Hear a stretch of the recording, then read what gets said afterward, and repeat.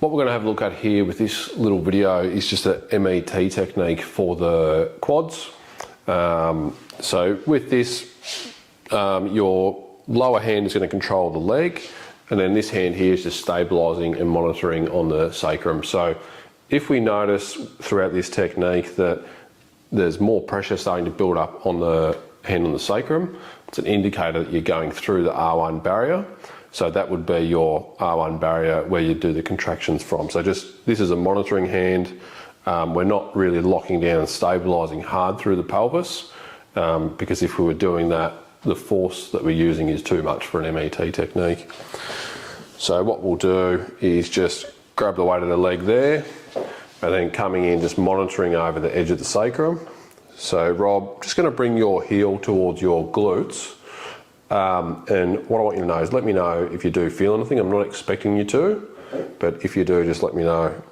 So all I'm going to do now is bring that into flexion until I get an R1 barrier. So starting to notice a little bit of movement on my superior hand there over the sacrum. So I'm going to use that as my first R1 barrier. So Rob, what I'll get you to do now is just get you to gently just kick in here. So no more than a 20% effort. That's it. And we're just going to hold that for roughly around 5 seconds. And relaxing there for me. Now, when you're in this position and they relax, just be careful not to go into too much flexion too quick. And then it's just a gentle movement to that next R1 barrier. And again, starting to feel that sacrum move just a little bit. So that's our R1 barrier again. And again, Rob, get you to push back into my hand there with no more than a 20% effort. And holding that again for roughly around 5 seconds.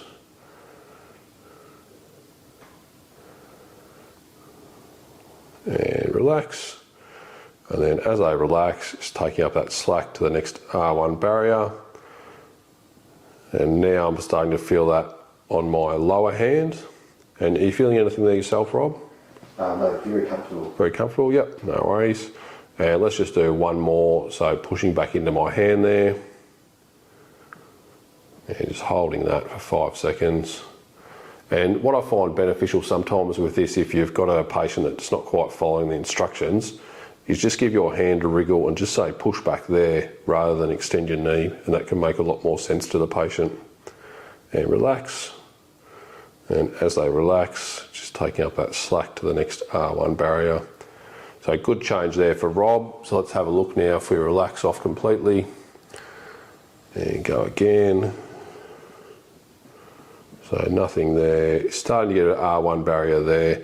So we've made a significant increase there on Rob's range of motion for his knee flexion. So you probably repeat that a few more times and then combine that with some soft tissue therapy over the front of the quad.